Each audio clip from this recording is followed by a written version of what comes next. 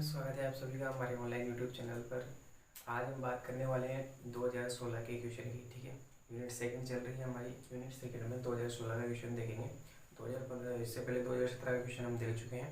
उसमें हमने देखा कि क्या प्रोसीजर रहता है व्यापक हल निकालने का। ठीक है, तो व्यापक हल निकालने के लिए CF निकालना रहता है, जो कि काफ़ी आसान रहता है। फिर उसके बाद थोड़ी सी दिक्कत PI में आती है। PI निकालने के बाद दोनों को ऐड कर देते हैं, व्यापक हल निकल जाता है। ठीक है, तो व्यापक हल निकालने के लिए CF और PI निकाला जाता है। CF जनरली एक ही मेथड से निकाला जाता है कि पहले उसके आप ऑक्सिलरी इक्वेशन लिखिए, फिर उसके बाद उसके मूल निकालिए। मूल निकालने के बाद जो मूलों की प्रकृति रहती है उसके आधार पर हम उसका CF लिख देते हैं। ठीक है, तो लगभग 1 मिनट में CF निकाला जा सकता है और ये निकलता भी है। ठीक है, तो CF में कोई दिक्कत नहीं आती है, दिक्कत PI में आती है। और जनरली जो बुक में जो जनरलाइज्ड किया गया है वो PI को किया गया है। CF के कुछ ज़्यादा चैप्टर्स नहीं है और बुक में CF को ज़्यादा डिटेल में निकाला भी नहीं गया है। ज़्यादा से ज़्यादा डायरेक्ट वो लिख देता है कि ये इसका CF है।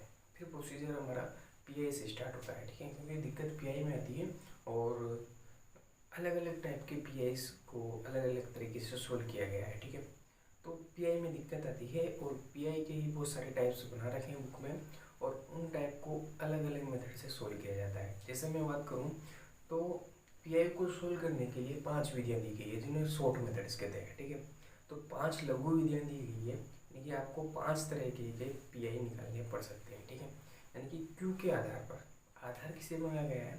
क्यू, क्योंकि हम जानते हैं कि PI का फॉर्मूला क्या होता है। तो PI का फॉर्मूला जनरली होता है PI बराबर 1/फंक्शन ऑफ D.Q। ठीक है, तो अब जब इस फॉर्मूले को देखेंगे और इसको सोल्व करेंगे तो ये तो फंक्शन ऑफ D जो आपका फंक्शन दिया रहता है वो रहता है, इससे कोई दिक्कत नहीं है। दिक्कत यहाँ आती है Q में कि Q कैसा है, Q की क्या प्रकृति है, वो किस तरीके का है। ट्रिग्नोमेट्री फंक्शन है या फिर कोई बहुपद है या फिर कोई अन्य पद है। ठीक है, या फिर कोई एक्सपोनेंशियल हो सकता है। ठीक है, तो इस तरह की जो वैल्यूज़ होती है, क्योंकि अलग अलग टाइप की वैल्यूज़ होती है, उन वैल्यूज़ को ध्यान में रखते हुए PI को निकालने के अलग अलग मेथड हैं। तो बुक में 5 मेथड हैं। ठीक है, 5 तरीके के क्वेश्चन आपको करने पड़ेंगे, वो 5 मेथड हैं। ठीक है, PI निकालने के जो 5 मेथड है जिन्हें शॉर्ट मेथड्स कहा गया है, यानी कि लघु विधियाँ। ठीक है, तो 5 लघु विधियाँ हैं PI निकालने की। ठीक है, जब Q की प्रकृति अलग अलग तरीके से होती है, यानी कि 5 तरह की प्रकृति आपको यहाँ पे Q की देखने को मिलेगी इस सेकंड यूनिट में। ठीक है, ये यूनिट सबसे आसान है दोस्तों, सबसे आसान यूनिट ही यूनिट सेकंड है। ठीक है, इसमें कुछ नहीं निकालना, CF निकालना रहता है, जो CF आप किसी का भी निकाल सकते हैं। सिर्फ 1 मिनट लगेगा, CF में दिक्कत नहीं आएगी। दिक्कत है यहाँ आएगी PI में। ठीक है, आपको पहचानना पड़ेगा कि PI किस फॉर्मेट का है। फिक्स है, 5 ही फॉर्मेट हैं। ठीक है, क्योंकि 5 फॉर्मेट रहेंगे, उन पाँचों फॉर्मेटों को आप देखिए, फिर उसके बाद आप डिसाइड कीजिए कि ये कौन से फॉर्मेट का है। फिर उसके बाद उससे रिलेटेड आप सूत्र लगाइए, फॉर्मूला लगाइए और आपका क्वेश्चन हो जाएगा। ठीक है, PI निकल जाएगा, PI निकलने के बाद CF प्लस PI कर देना। ठीक है, तो जनरल सॉल्यूशन निकल जाएगा। तो 5 लघु विधियाँ हैं और वो 5 लघु विधियाँ कौन कौन सी हैं, तो वो Q के नेचर के आधार पर डिसाइड की गई है कि आपका Q कैसा है। ठीक है, Q कैसा है, तो सपोज दैट अगर Q जो है e⁴ax के फॉर्मेट में है, यानी कि एक्सपोनेंशियल के फॉर्मेट में है, तो पहली विधि ये रहेगी। ठीक है, और दूसरी विधि ये हो सकती है कि e⁴ax तो है, इसके साथ में x का कोई और फंक्शन आ जाए, जैसे sin x आ जाए, cos x आ जाए। 2017 के क्वेश्चन में यही फॉर्मेट यूज हुआ था, सेकंड नंबर का फॉर्मेट यही देखा हमने। इसको कैसे सोल्व किया जाता है वो भी हमने देखा। तो 2 विधियाँ तो ये एक्सपोनेंशियल की हो गई।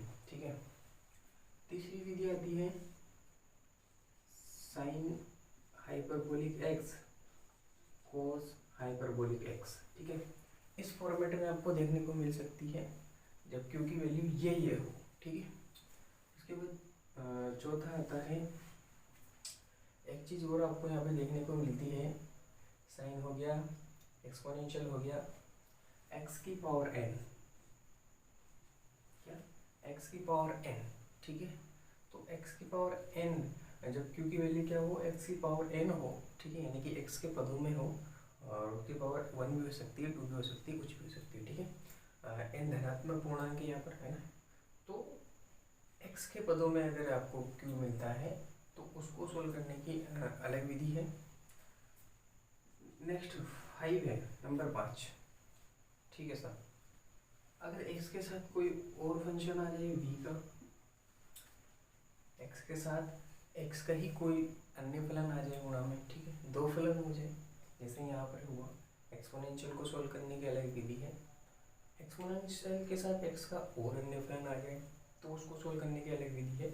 उसी प्रकार एक्स की पावर एन को सोल्व करने की अलग विधि है, और एक्स के साथ में एक्स का ही और कोई अन्य फलन आ जाए, जैसे ट्रिग्नोमेट्रिक फलन cos x sin x, तो उसको सोल्व करने की अलग विधि है, ठीक है। तो इस तरीके की ये 5 मेथड्स हैं, और ये पाँचों के पाँचों मेथड्स आपके यूनिट सेकेंड में आते हैं, ठीक है।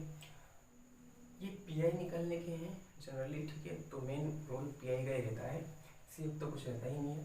तो ये जो 5 मेथड है, मैं आपको सजेस्ट करूँगा कि इन पांचों मेथड्स के आप कम से कम 2-2 सवाल तो जरूर बनाएं, ठीक है। अगर ये 5 मेथड आपको आते हैं तो आप यूनिट सेकेंड का कोई सा भी क्वेश्चन कर सकते हैं, ठीक है, क्योंकि यही मेथड लग रहे हैं। अगर आपके माइंड में ये मेथड फिक्स है तो आप कोई सा भी क्वेश्चन कर सकते हैं, कोई सा भी यूनिट सेकेंड का, तो आप कोई सा भी क्वेश्चन कर सकते हैं। जैसे ये वाला मेथड हमने देख लिया था 2017 में। आज हम कौन सा मेथड यूज़ में करेंगे इस क्वेश्चन में, तो ये वाला मेथड यूज हो जाएगा हमारा फर्स्ट वाला, और ये वाला मेथड यूज हो जाएगा फोर्थ वाला, ठीक है। 2 मेथड यहाँ यूज हो जाएंगे, ठीक है, और बाकी के मेथड देखेंगे आगे क्वेश्चनों में कवर होते हैं तो अच्छी बात है, ठीक है, नहीं कोई दिक्कत है नहीं। सो यहाँ आप देख पा रहे होंगे कि क्यू क्या है हमारा, ये क्यू क्या होता है, हमेशा याद रखिए, क्यू हमेशा क्या होता है, एक्स का फंक्शन होता है। क्या होता है, एक्स का फंक्शन, ठीक है, यानी कि एक्स का फलन होता है क्यू। तो ये ना आपका एक्स का फलन, और हमेशा क्यू आपने देखा होगा जो आपकी इक्वेशन रहती है उसके राइट साइड में रहता है, ठीक। तो ये वाला क्यू है, तो यहाँ पे आप क्यू देखिए 2 + 5x है, 2 + 5x, तो 2 तो कांस्टेंट है, ठीक है। 5x देखिए, 5x क्या है, x की पावर n वाला है। कौन सा नेचर हो गया क्यू का, यहाँ पे देखिए आप, एक्सपोनेंशियल में है, नहीं है। एक्सपोनेंशियल लो टू डी में है, नहीं है। ट्रिग्नोमेट्रिक फंक्शन है, नहीं है। x की पावर n वाला है, x बराबर 1, n बराबर 1 रख दें तो x हो जाएगा। तो ये हाँ बिल्कुल इस फॉर्मेट का है ये। तो इस विधि को आपको यहाँ पे यूज करना है, कैसे करना है मैं आपको बताऊंगा, ठीक है। तो ये वाला हमने यूज कर ही चुके हैं 2017 के क्वेश्चन में, ये वाला और ये वाला भी यूज करेंगे, ठीक है। ये वाला कहाँ यूज करेंगे, वो दिख नहीं रहा होगा आपको यहाँ पे, लेकिन आगे क्वेश्चन में पता चलेगा कि ये वाला कैसे यूज करेंगे हम इसमें, है ना। चलिए, तो साथ ही साथ मैं आपको एक चीज़ और बता देता हूँ।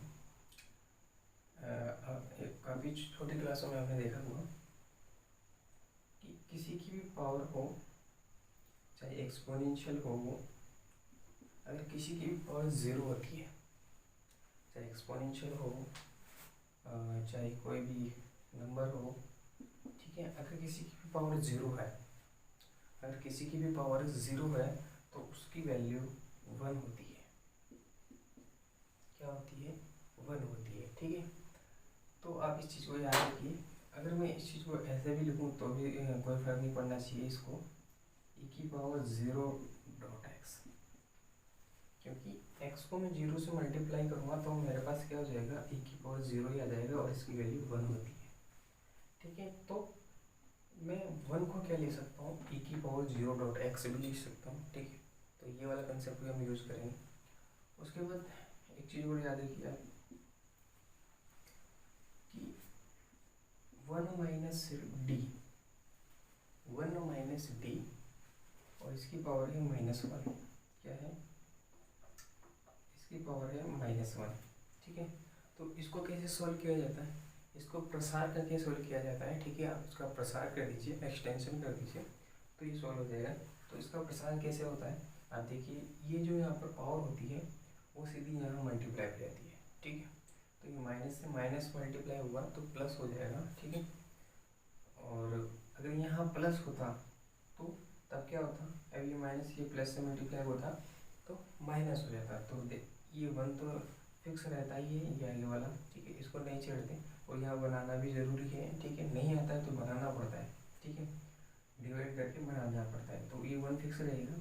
तो ये जैसे इस प्लस से मल्टीप्लाई हुआ तो यहाँ माइनस आ जाएगा और फिर ये डी हो जाएगा, ठीक। जैसे अब यहाँ प्लस आया, ये माइनस आया तो अल्टरनेट में चलेगा, नेक्स्ट टाइम प्लस आएगा, ठीक।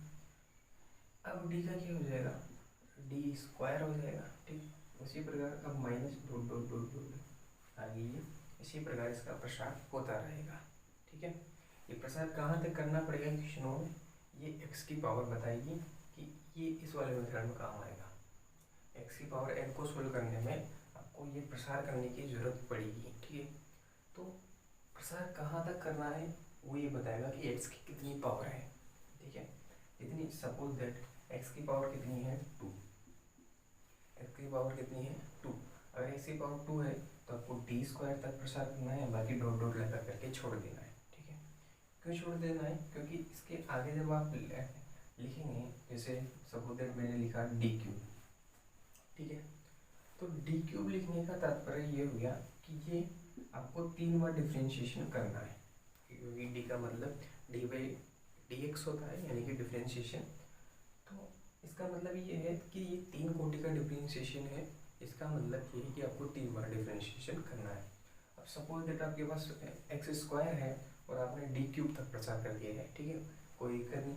तो आप एक्स स्क्वायर का जब वो डिफ्रेंशिएशन करेंगे 3 बार, यानी कि अवकलन करेंगे 3 बार, एक्स स्क्वायर का आपको अवकलन 3 बार करेंगे तो वैल्यू 0 आएगी, क्योंकि एक बार अवकलन किया तो 2x हो गया, 2 बार अवकलन किया तो 2 हो गया, तीसरी बार अवकलन करेंगे तो 2 का क्या आ जाएगा 0, तो 0 आएगी। जब भी मतलब कहने का तात्पर्य ये है कि अगर x की पावर 2 है, x की पावर 2 है तो आपको डी स्क्वायर तक ही प्रसार करना है, उसके बाद करने की ज़रूरत नहीं है।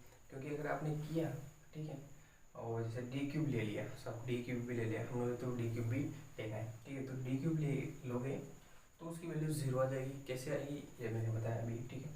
तो कोई सेंस नहीं रहेगा, आप कितनी पावर लोगे तो वो 0 हो जाएगी, ठीक है। कब 0 होगी, जब आपकी पावर तो 2 है और आप ले रहे हो 3, डी की पावर कितनी ले रहे हो 3 4 5 लेते जा रहे हो, कोई मतलब नहीं लेगा, क्योंकि उन सारे पदों की वैल्यू क्या हो जाएगी 0 हो जाएगी। यहाँ पर अगर x की पावर डिसाइड करेगी कि आपको डी के पदों में पावर कितनी लेनी है, ठीक है। जितनी यहाँ की पावर है वह यहीं डी की पावर भी उतनी ही लीजिए, बाकी को लिखने का कोई सेंस नहीं है, ठीक है। क्योंकि इससे बड़ी सारी जो एक्स स्क्वायर है तो डी स्क्वायर तक लेना है, और डी स्क्वायर से बड़ी अगर आप पावर्स लेते हैं तो उन सारी पावर्स की वैल्यू क्या होगी 0 हो जाएगी। और ये प्रसार में आप देख पा रहे होंगे कि डी की पावर्स जो है आगे बढ़ती ही जाती है, ठीक है, कम नहीं होती, बढ़ती ही जाती है, ठीक है। जब बढ़ती ही जा रही है तो, और हम जानते हैं कि अगर जो हमारा जो एक्स का फंक्शन है, जो एक्स की पावर n है, अगर आपने ये n से ज़्यादा d की पावर से ले रहे हैं आप, तो उन सभी वैल्यूज़ हैं, जो सभी पद हैं जिसमें आप d की पावर ज़्यादा ले रहे हैं x की पावर n से, तो उन सारे पदों की वैल्यू क्या हो जाएगी 0 हो जाएगी, ठीक है। ये आपको ध्यान रखना है, तो ये अपन इस क्वेश्चन में सीखेंगे काफ़ी अच्छे से। तो ये बेसिक था, मैंने जो थोड़ा बहुत इसमें काम आएगा वो मैंने बता दिया, और नॉलेज होनी चाहिए इन सब चीज़ों की। तो लेट्स स्टार्ट करते हैं अब ये, ठीक है, क्वेश्चन।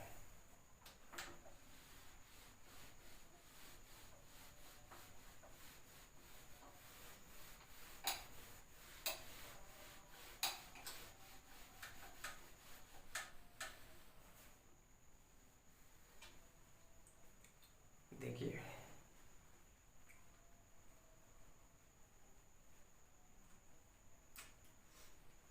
सबसे पहली समस्या है कि ये मैं तो डी के फॉर्मेट में ही नहीं है, क्योंकि क्वेश्चन कहाँ से स्टार्ट हो जाता है, फंक्शन ऑफ डी से। तो ये डी का तो मेंशन नज़र नहीं आ रहा, सारा का सारा एक्स और वाई के पदों में है, डी तो कहीं नज़र नहीं आ रहा। तो हम जानते हैं डी बराबर क्या होता है,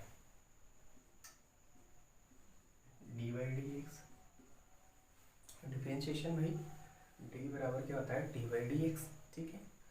तो आप इसमें चेंज कर लीजिए ना, चेंज कर लीजिए, नहीं है तो सबसे पहला अप्रोच आपको यही करना है कि यूनिट सेकंड का कोई भी क्वेश्चन है तो डी में होना चाहिए, डी में नहीं है तो डी में चेंज कर लो। सबसे पहला काम यही रहेगा कि डी में है तो ठीक है और मैक्सिमम डी में ही मिलेगा, अगर डी में नहीं है तो आप डी में चेंज कर लो, सबसे पहला काम।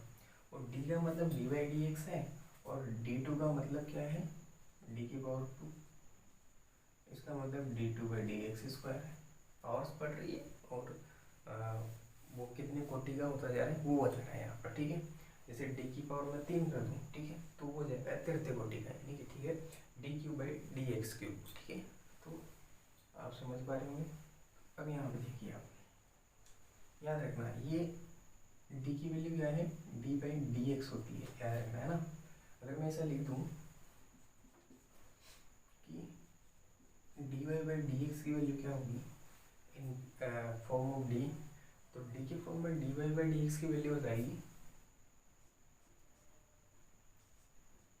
ये डी और ये वाई, ठीक है। वाई कैसे आया, क्योंकि डी बाई डी एक्स की वैल्यू डी है, वाई तो है, और ये बता रहा है कि वाई को आपको डिफ्रेंशिएट करना है एक्स के रेस्पेक्ट में, ठीक है। डी डिफ्रेंशिएशन बता रहा है एक्स के रेस्पेक्ट में, किसका करना है, वाई का, तो ये वाई, ठीक है। तो generally D by d x की वैल्यू डी है, वाई तो रहेगा, ठीक है। वही आप यहाँ पे देखिए कि D two by d x square है, द्वितीय कोटि का अवकलन है, यानी कि ये वाला फॉर्मेट है। तो मैं इसकी जगह पे क्या लिखूँगा, यहाँ पे लिख भी सकते हो आप, वैसे तो कोई दिक्कत नहीं है, पर आप कर दीजिए डी स्क्वायर वाई, ये वाला पद यहाँ पे लिख भी सकते हो, नहीं तो आप कोई दिक्कत नहीं है। माइनस वाई बराबर 2 + 5x, ठीक, तो ये हो गया। अब एक काम और करना है आपको, ये y यहाँ से कॉमन आ रहा है तो यहाँ से कॉमन ले लीजिए।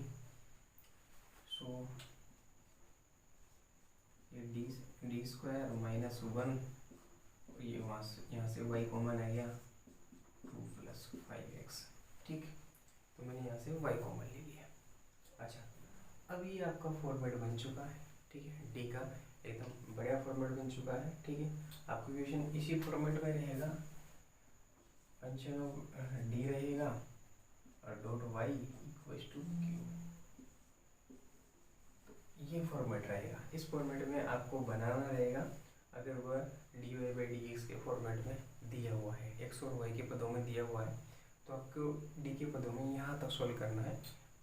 लास्ट में आपको वाई भी बाहर निकालना है, ठीक है। डी के फंक्शन से वाई बाहर निकालना है, इक्वल्स टू में क्यू, क्यू यानी कि एक्स का फंक्शन इक्वल में रहना चाहिए, और इक्वल में एक्स का फंक्शन है ही सही, यहाँ कोई समस्या नहीं है। तो हमने डी को भी चेंज कर लिया, ठीक है, डी में भी बदल लिया, लेकिन यहाँ पर 2 बार वाई आ रहा है, और ये डी के फंक्शन के साथ कोई छेड़छाड़ नहीं होनी चाहिए। डी वाला फंक्शन पूरा एक तरफ और वाई एक तरफ, इस तरीके का फॉर्मेट आपको बनाना है। यहाँ पर वाई आना ज़रूरी है, ठीक है। तो यहाँ पे वाई और इक्वल टू में ये क्यू, ठीक है, ये पूरा फंक्शन हो गया डी का।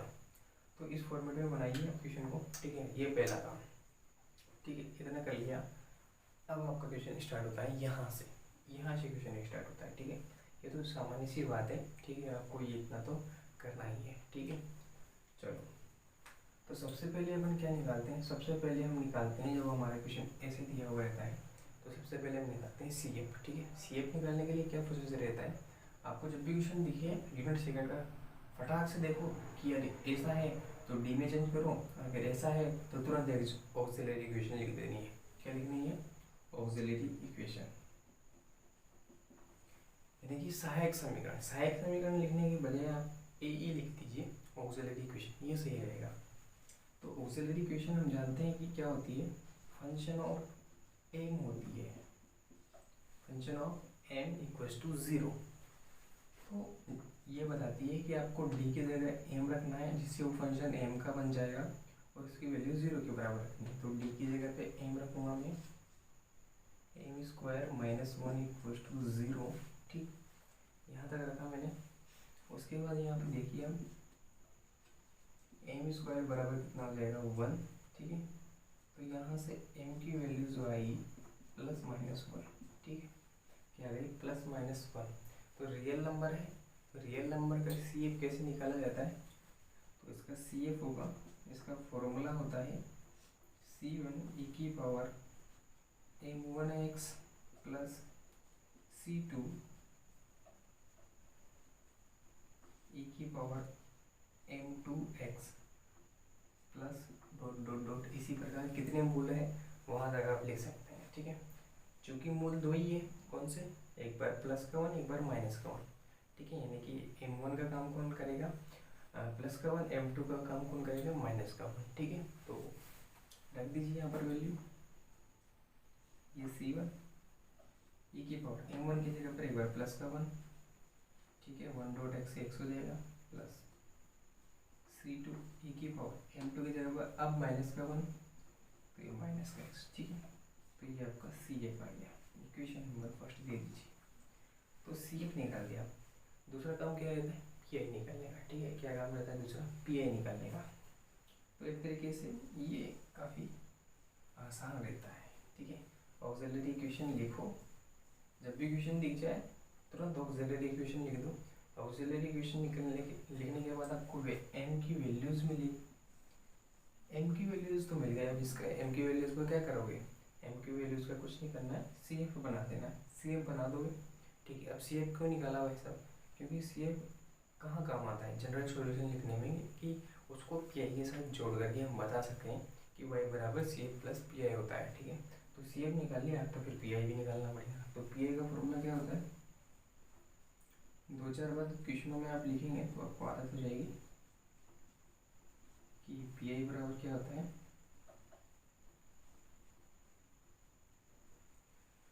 PI बराबर होता है 1 upon function of D dot Q, ठीक, बराबर। तो D का फंक्शन क्या है, आप यहाँ पे देखिए D स्क्वायर माइनस वन,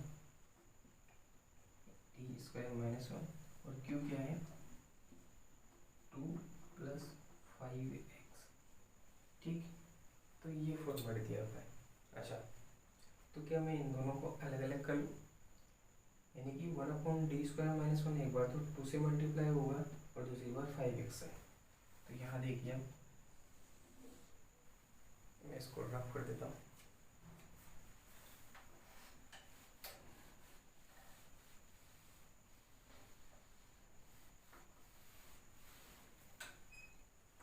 चलिए, सो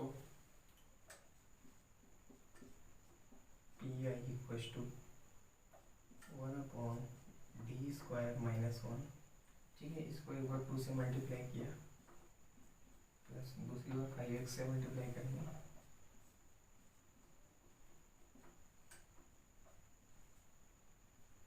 ठीक है। दोनों को मल्टीप्लाई कर दिया मैंने, एक बार 2 से मल्टीप्लाई किया, ठीक, दूसरी बार 5x से, ठीक, दो बार मल्टीप्लाई कर दिया है।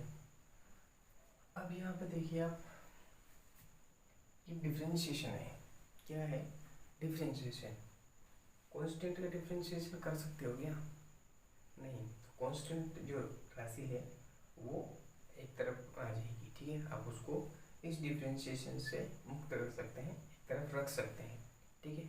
और ये डिफरेंशिएशन कितने पदों पर लागू होता है, जो डिफरेंशिएशन के इधर इस साइड में रहते हैं, ठीक है। यानी कि कहने का मतलब राइट साइड में रहते हैं, उन पर लागू होता है, लेफ्ट साइड की पदों पर लागू नहीं होता है, ठीक है। तो ये भी राइट साइड में है तो आप इसको लेफ्ट साइड में ला सकते हैं। तो मैं जैसे इसको कहाँ लाऊंगा, इधर लेफ्ट साइड में, ये 2 लेफ्ट साइड में आ जाएगा क्योंकि कॉन्स्टेंट है, इसका कोई काम नहीं है। चलो dot 1 upon d square minus one, फिर इधर तो कुछ बचा ही नहीं है, राइट साइड में तो कुछ है ही नहीं, अब किसका डिफरेंशिएशन करेंगे, तो फिर इक्वेशन को सोल्व कैसे करें। तो इस स्थिति में आपको क्या मानना है, जो मैंने आपको बताया था, आप इसको e की पावर 0x मान सकते हैं, क्या, e की पावर 0x प्लस, यहाँ पर भी ध्यान दीजिए, यहाँ 5 कांस्टेंट है तो ये बार आ जाएगा 5 dot 1 upon d square minus one dot x, ठीक है, ये रह जाएगा। इसकी वैल्यू e की पावर 0 हो जाएगी, e की पावर 0 मतलब 1 हो जाएगा, ठीक है। तो पूरा ये वैल्यू 1 हो जाएगी। तो आप यहाँ पर e की पावर 0x लिख सकते हैं, कोई फ़र्क नहीं पड़ेगा, क्योंकि 1 तो सबके साथ मल्टीप्लिकेशन में रहता ही है, ठीक है। तो आप ऐसी स्थिति जब बनती है तब आप वहाँ पर e की पावर 0x का मान लें, क्या, e की पावर 0x, ठीक है। तो e की पावर 0x मैंने यहाँ पर लिया, फाइव कॉन्स्टेंट है तो इसको भी बाहर एक तरफ कर दिया, लेफ्ट साइड में x बच गया, ठीक है। तो अब यहाँ पर आप देखिए, अब यहाँ पर जो है q दो तरीके के नज़र आ रहे हैं, कौन कौन से, कि एक तो है e की पावर ax वाला फॉर्मेट और दूसरा है x की पावर n वाला फॉर्मेट। 5 जो विधियाँ हैं उनमें से आपको 2 विधियाँ यहाँ पे देखने को मिल गई कि e की पावर ax होगा तब क्या करना है, और x की पावर n होगा तब क्या करना है, ठीक है। तो 2 तरीके के जो मेथड्स हैं वो यहाँ पे आपके क्लियर होंगे। सो सबसे पहले काम है कि e की पावर ax को कैसे सोल्व किया जाता है। तो मैं पहले बता देता हूँ कि e की पावर x को जब भी आपके पास में पी आई में जब ऐसा फंक्शन आ जाए, पी आई बराबर 1 फंक्शन ऑफ डी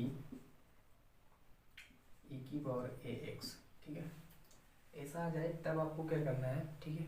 तब आपको सबसे पहले d बराबर क्या रखना है, a रखना है, d बराबर क्या रखना है, a रखना है। और d बराबर a रखने के बाद जो आपका फंक्शन बनेगा, क्या फंक्शन बनेगा नया, d बराबर a रख दिया तो a का फंक्शन बन जाएगा और ये इसमें रहेगा e की पावर x, ठीक है। तो जैसे आपने d बराबर a रखा, इस d की जगह पर a रखा तो किसका फंक्शन बन गया, ये फंक्शन बन गया f ऑफ a, यानी a का, ठीक है। तो f ऑफ a बन गया। अब ये इस f ऑफ a की वैल्यू अगर 0 नहीं होती है,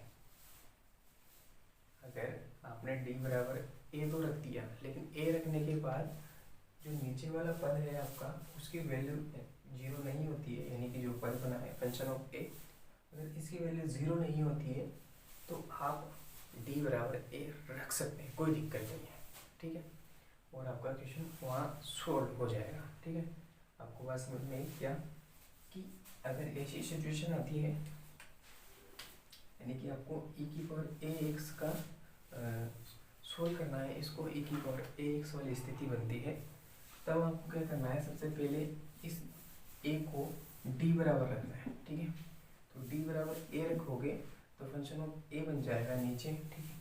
अब ये फंक्शन ऑफ a अगर 0 नहीं होता है, ठीक है, 0 नहीं होता है तो आप d बराबर a रख दो, आपका क्वेश्चन सोल्व हो जाएगा, ठीक है। लेकिन अगर ये 0 हो जाता है, अगर ये 0 हो जाता है तो आप देख पा रहे होंगे कि अगर नीचे का पद 0 हो गया तो स्थिति 1.0 की बन जाएगी और आप इनफाइनाइट में पहुंच जाओगे। तो इनफाइनाइट तक नहीं जाएगा, मैं तो सॉल्व करके बताना है, ठीक है। तो जब अगर 0 वाली स्थिति बनती है तो इसके लिए आपको दूसरा फॉर्मूला यूज़ करना है फिर, ठीक है। तो इसके लिए दूसरा फॉर्मूला है फिर यूज़ करने का, ठीक है। अगर 0 नहीं बन रहा है तो आप सिंपली क्या कर सकते हैं, d बराबर a रख सकते हैं। प्रोसीजर के क्वेश्चनों में आपको ये देखने को मिलेगा कि हम d बराबर a रखेंगे तो नीचे वाला जो पद है फंक्शन ऑफ a वो 0 हो जाएगा, तो उस स्थिति में आपको अलग फॉर्मूला यूज करना है फिर। सो यहाँ पे चेक करते हैं कि d बराबर a रखेंगे तो क्या 0 तो नहीं हो रहा, अगर 0 नहीं हो रहा है तो d बराबर a आराम से रख सकते हैं, ठीक है। पहली चीज़ यहाँ पे देखिए a बराबर क्या है, इस क्वेश्चन में a बराबर 0 है, क्या है 0, देखिए a बराबर क्या है 0। तो मैं यहाँ d की जगह पर रख के बताता हूँ आपको, डी स्क्वायर की जगह पर मैंने 0 रखा, 0 माइनस 1, ये बराबर हो गया 1/-1। के नीचे वाला पद 0 हुआ नहीं हुआ, जब नीचे वाला पद 0 नहीं हो रहा है तो आप d बराबर a यहाँ पे रख पाएंगे, ठीक है। तो d बराबर a यहाँ पे रख देंगे तो इस वाले पद का काम खत्म। अब आप यहाँ पे देखिए x की पावर n को किस तरीके से सोल्व किया जाएगा, ठीक है। तो मैं आपको वो प्रश्न में समझा देता हूँ कि x की पावर n को कैसे सोल्व किया जाता है। चलिए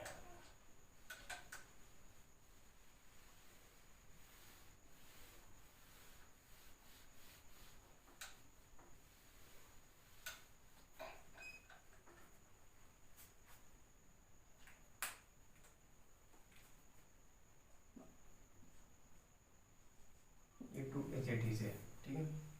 तो मैं यहाँ पे डी बराबर क्या है उसको मान दोस्तों ए यानी कि 0, तो ये 0 -1 और e की पावर 0x को लिखने का कोई तात्पर्य है नहीं, क्योंकि हमें इसको डी को यहाँ से हटाना था और इसको सोल्व करना था। तो डी का काम खत्म हो चुका है, अब इसका भी काम आप खत्म कर दीजिए नेक्स्ट पद में।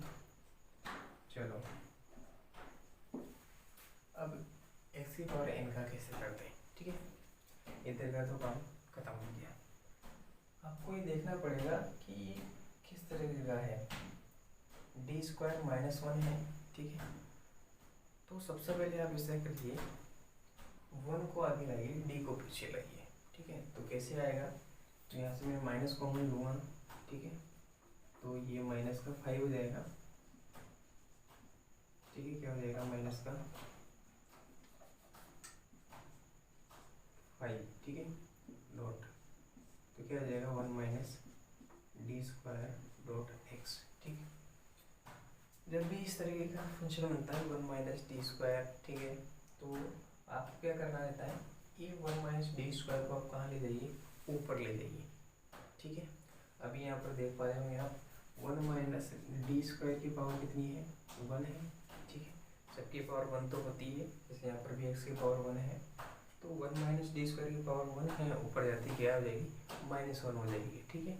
तो आपको इस तरह के ये मेथड आपको याद रखना पड़ेगा। तो यहाँ पर सोल्व करेंगे तो अपन ये 2 हो जाएगा, नीचे -1, ठीक, और इसकी वैल्यू 1 होती है -5 डॉट। मैंने क्या बताया कि इस वाले पद को आप ऊपर ले जाइए, 1 - d², ऊपर गया तो पावर -1 और ये x, ठीक। ये करना है x की पावर n वालों में क्या करना है, जो आपका नीचे का पद है, तो पहले आप देखिए वो इस तरीके का तो नहीं है, d² -1, क्योंकि 1 पहले आना चाहिए, d बाद में आएगा, ठीक है। तो नहीं है तो आप माइनस कॉमन ले लीजिए, 1 पहले आ जाएगा, d बाद में आ जाएगा। पहले वाला जो आप यहाँ पे देखेंगे कि आगे 1 रहना ही जरूरी है, आगे 1 रहना जरूरी है। यहाँ पे सपोज 2 आ जाता, 3 आ जाता, तो आप 3 कॉमन ले लीजिए, तो फिर 1 हो जाता वो, ठीक है। तो इस तरीके से यहाँ पर बनाना जरूरी है, डी वाला पद बाद में आएगा, ठीक। तो जैसे हमने यहाँ पर इसको ऐसे बना दिया, ठीक है, फिर ऊपर ले जाना है, ऊपर ले जाओगे तो पावर -की हो जाएगी, ठीक है। जैसे पावर -की हो जाएगी तो फिर इसका आपको मैंने बताया था, इसका प्रसार करना पड़ता है सोल्व करने के लिए, और प्रसार मैंने आपको बताया भी था। तो प्रसार करते हैं इसका। सबसे पहले यहाँ पर आप देखिए इसकी वैल्यू -2 हो जाएगी, सो -5। अब आप देखिए इसका प्रसार कैसे होता है, तो ये 1 तो रहता ही है, ये माइनस की पावर इससे मल्टीप्लाई हो जाती है, तो ये हो जाएगा प्लस d²। अब आप मैंने क्या बताया था, यहाँ पर x की पावर कितनी है, 1, तो 1 से ज़्यादा डी की पावर यूज़ करने की ज़रूरत है नहीं है, ठीक है। तो नहीं, जब यूज़ करने की ज़रूरत नहीं रहती है तब उस स्थिति में उसको कैसे लिखा जाता है, उसको ऐसे लिख दिया जाता है, डॉट डॉट डॉट। भाई आगे भी ये प्रसार होगा, लेकिन काम हमारे जो काम है वो d² तक हो जाएगा, ठीक है। यानी d तक हो जाता काम, तो फिर भी d² आप लेकर के चलिए, बता दीजिए कि d² की वैल्यू 0 होने वाली है, ठीक है। उसके आगे की जो भी अधिकतम घात के जो पद है उसकी वैल्यू 0 होने वाली है, ठीक है। चलो -2 और ये -5, ठीक है। सो अब आपको क्या करना है, प्रसार करने के बाद ये x को जो है अंदर मल्टीप्लाई कर दीजिए, ठीक है। तो जैसे ही x को मैं अंदर मल्टीप्लाई करूँगा, 1 से मल्टीप्लाई करूँगा, तो ये x, ये माइनस d², ये x plus dot dot dot. इसी प्रकार आगे के पदों से भी x मल्टीप्लाई हो जाएगा। सो ये -2, ये -5। अब ये देखिए, ये x तो x ही रहेगा, इसका कुछ नहीं होना। d2x का क्या हुआ, क्योंकि x की पावर 1 है और d की पावर तो 2 है, तो इसकी वैल्यू क्या जाएगी, सॉरी यहाँ पर प्लस है, सॉरी ये प्लस प्लस। सो तो यहाँ पे देखिए आप d²x है, और d²x क्या होगा, 0। अगर x से ज़्यादा की घातों का d है तो उन सारे पदों की वैल्यू 0 हो जाती है। तो यहाँ पर इसकी वैल्यू क्या हो जाएगी, 0 हो जाएगी, और आगे के सारे पदों की वैल्यू क्या हो जाएगी, 0 हो जाएगी। ठीक है, तो अब ऐसा ऐसे लिख दीजिए, -2 माइनस, सो इन सब की वैल्यू 0 है, सिर्फ x बच जाएगा, तो x मल्टीप्लाई होगा 5 से। ठीक है, तो -2 - 5x जो है आपका पी आई आ चुका है। ठीक है, इक्वेशन नंबर 2। और हम जानते हैं कि व्यापक हल क्या होता है। व्यापक हल जनरल सॉल्यूशन, व्यापक हल इसे हम जनरल सॉल्यूशन बोलते हैं। ये होता है y बराबर CF प्लस PI। ठीक है, और समीकरण 1 और 2 से CF क्या है, CF देखिए आप, CF ये रहा हमारा C1 प्लस e की power x plus C2 e की पावर -x -2 -5x, ये PI हो गया, ये CF है और ये PI हो गया। ठीक है, दोनों को जोड़ दिया और यही आपका क्या हो गया, व्यापक हल हो गया। और क्वेश्चन में क्या निकालना रहेगा, हम यूनिट सेकंड में व्यापक हल। ठीक है, व्यापक हल कैसे निकलता है, CF और PI को जोड़ने पर। ठीक है, तो जैसे मैंने CF और PI को जोड़ा, हमें व्यापक हल मिल गया, और यही आपके क्वेश्चन का आंसर है। ठीक है, तो देखिए आप 2016 में जो है कितना आसान प्रश्न पूछा गया, 2017 में भी आपने देखा कितना आसान प्रश्न था। तो प्रश्न यूनिट सेकंड के सबसे आसान रहेंगे, कुछ भी याद रखने की जरूरत ही नहीं है, सीधा हमें क्या निकालना है, व्यापक हल निकालना है। ठीक है, व्यापक हल के लिए CF और PI निकालने पड़ते हैं। CF तो 1 मिनट का भी काम नहीं है, CF काफ़ी आसानी से निकाला जा सकता है। सबसे पहले क्वेश्चन देखते हैं, आपको क्या करना है। क्वेश्चन जनरली इसी फॉर्मेट में रहता है, डी वाले फॉर्मेट में ही रहता है क्वेश्चन, जैसा कि यहाँ हमने बनाया है डी के फॉर्मेट में। क्वेश्चन जनरली डी के फॉर्मेट में ही रहता है, नहीं रहता है तो बनाने में कोई दिक्कत नहीं है। ठीक है, बना सकते हैं। तो सबसे पहले आपको काम ये करना है कि डी के फॉर्मेट में नहीं है तो डी के फॉर्मेट में बना दीजिए, पहला काम। दूसरा काम क्या क्या करना रहता है, ठीक है, डी के फॉर्मेट में हो गया क्वेश्चन, ये तो ना मात्र सी बात। उसके बाद क्या करना रहता है, सबसे पहले आप उसका क्या करो, ऑक्सिलरी इक्वेशन लिखो। क्या लिखो, ऑक्सिलरी इक्वेशन। इक्वेशन देखते ही सबसे पहले ऑक्सिलरी इक्वेशन लिख लो उसकी। और ऑक्सिलरी इक्वेशन जब लिखने बैठोगे तो आपको देखेगा कि ऑक्सिलरी इक्वेशन डी बराबर एम रखने पर आती है। इक्वेशन में डी है तो आप ऑक्सिलरी इक्वेशन लिख पाएंगे, नहीं है तो फिर डी में बदल लेंगे, ऑटोमेटिक बदल लेंगे, तुरंत याद आ जाएगा आपको कि ऑक्सिलरी इक्वेशन में डी बराबर एम रखना पड़ता है। डी है क्वेश्चन में तो आप रख ही देंगे, और नहीं है तो आपको बना लेंगे। तो यहाँ से एम की वैल्यू मिल जाएगी आपको, जैसे ही जैसे आप ऑक्सिलरी इक्वेशन लिखेंगे तो आपको एम की वैल्यू मिल जाएगी। फिर आपके दिमाग में आएगा कि एम की वैल्यू तो मिल गया, अब इसका क्या करूँगा एम की वैल्यू को। एम की वैल्यू हमें पता है कि एम की वैल्यू कहाँ काम आती है, CF लिखने की काम आती है। तो आप जैसे एम की वैल्यू मिलेगी अगले पद में आप CF भी लिख देंगे उसका। जैसे आप CF लिख देंगे, ये आपका दूसरा काम हो गया, ये आपका तीसरा काम हो गया, CF लिख देगा। ठीक है, एम की वैल्यू मिली तो हमने CF भी लिख दिया। अच्छा, CF क्यों लिखा, हमें पता है जनरल सॉल्यूशन में CF काम आता है कि लास्ट में CF प्लस PI ये कर देते हैं तो CF लिखने में वहाँ काम आता है। अच्छा ठीक है, CF तो लिख लिया तो फिर PI की भी जरूरत पड़ेगी, तुरंत दिमाग में आएगा, तो आप PI का फॉर्मूला लगा देंगे। हमेशा शुरुआत यहीं से करनी है, PI बराबर 1/MP.Q। ठीक है, जो आपका नेक्स्ट काम है, छोटा काम PI लिखने का हो गया। PI लिखोगी ना, जिससे आपको पता चल जाएगा कि Q जो है आपका किस फॉर्मेट का है। फॉर्मेट जैसा रहेगा वैसे सूत्र आप लगा देंगे तो फिर आपका पूरा काम बन जाएगा, लास्ट में ये भी निकल जाएगा। ये निकल गया तो दोनों को जोड़ दो, आंसर आ जाएगा।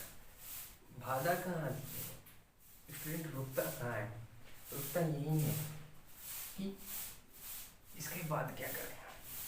इसके बाद यही डिसाइड करेगा कि आपका क्यू कैसा है। और 5 तरह का क्यू हो सकता है, मैंने बताया 5 तरह की विधियाँ उनको सोल्व करने की, वो हर एक विधि आपको आनी चाहिए। बहुत आसान विधि, ज़्यादा कुछ नहीं है, 2 रिवीजन करोगे आसानी से याद हो जाएगी। सिर्फ इतना सा करने पर आप यूनिट सेकंड के पूरे क्वेश्चन कर सकते हैं। अगर ऐसा हो जाता है तो कितना अच्छा बात है कि आप सिर्फ वो 5 मिनट देख लें और पूरी यूनिट ही कम्प्लीट कर लें। कितना आसान है। तो आप देख पाएंगे बहुत सी क्वेश्चन ऐसे भी मिलेंगे जहाँ मैक्सिमम विधियाँ लगेगी, मैक्सिमम विधियाँ लगेगी। जैसे यहाँ पर 2 विधियाँ लग गई, ये देखिए एक की पावर x वाली भी और x की पावर n वाली भी, ठीक है। तो मल्टीपल विधियाँ लगेगी, ठीक है। एक विधि नहीं लगेगी एक क्वेश्चन में, एक तो विधियाँ लगेगी, ठीक है। तो ऐसे 2-5 क्वेश्चन करोगे जिसमें सारी विधियाँ कंप्लीट हो जाएगी, ठीक है। तो इस तरीके से आपने देखा कि कितना आसान क्वेश्चन पूछा गया 2016 में। ऐसे ही आसान प्रश्न पूछे जाते हैं इस यूनिट से। और ये बुक डिफरेंशियल जो इक्वेशन है वो काफ़ी आसान है, सबसे सीधी बुक है ये, और आसानी से स्कोर किया जा सकता है इसमें। सो इसको कभी नहीं छोड़ा, मैं ये बोलूँगा। तो मिलते हैं नेक्स्ट वीडियो में, तब तक के लिए धन्यवाद और जुड़े रहिए हमारे साथ। और मैं आपके लिए मेहनत कर रहा हूँ, तो मिलते हैं नेक्स्ट वीडियो।